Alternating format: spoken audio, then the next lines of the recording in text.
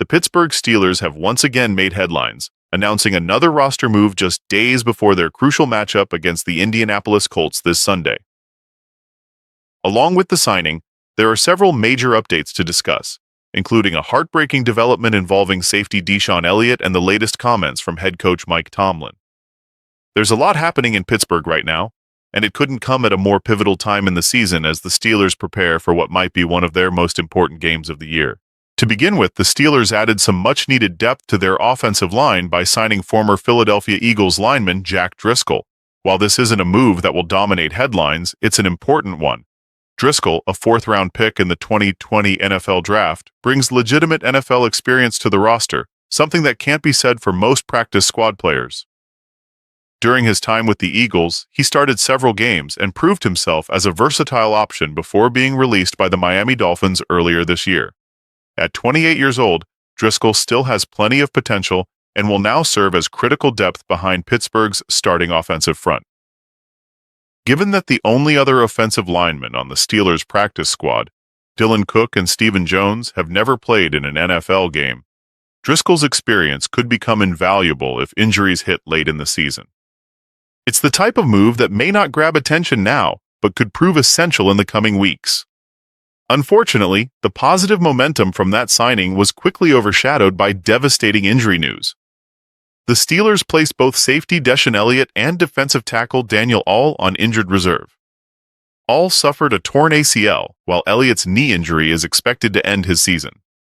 Despite Mike Tomlin's recent comments hinting that Elliott's situation might not be season-ending, it appears increasingly likely that his year is over. It's a crushing blow for a defense that has already faced plenty of adversity. Elliott had only just returned after missing time for personal reasons, but after sustaining the latest injury and leaving the field on a stretcher, the team was forced to make a tough decision. Thankfully, Pittsburgh anticipated the issue and traded for safety Kyle Duggar from the New England Patriots to help fill the gap.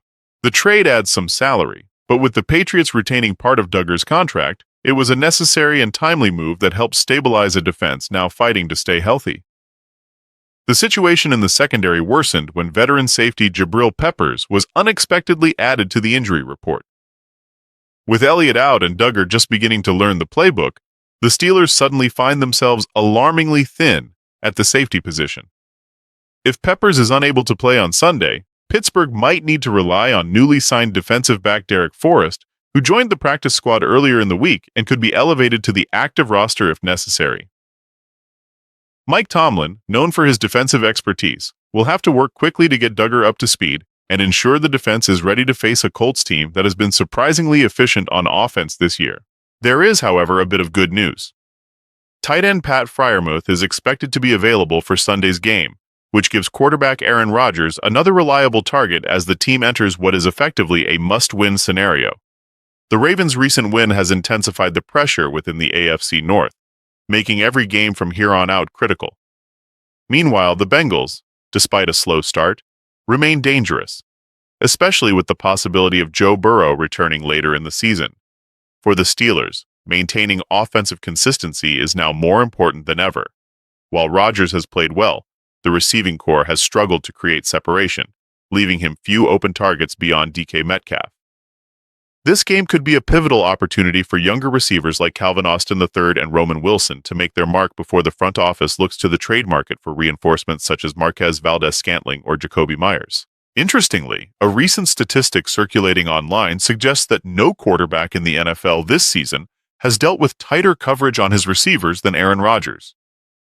Despite that, he still performed at a high level, proving that the offense's struggles have less to do with his play and more to do with a lack of route-running precision and separation from his targets. This highlights the need for upgrades at the wide receiver position if the team hopes to maximize its offensive potential.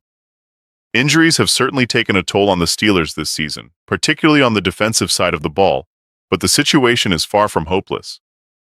Pittsburgh remains in control of its own destiny, still sitting atop the division, and their depth signings could prove crucial as the season progresses. These smaller roster moves may not make headlines, but they often end up being the difference between playoff contention and collapse when the injury bug hits. As the Steelers prepare to face the Colts, the road ahead won't be easy, but the opportunity remains right in front of them. If this team can stay resilient execute their game plan, and capitalize on the depth they've built, they can still make a serious push for the postseason.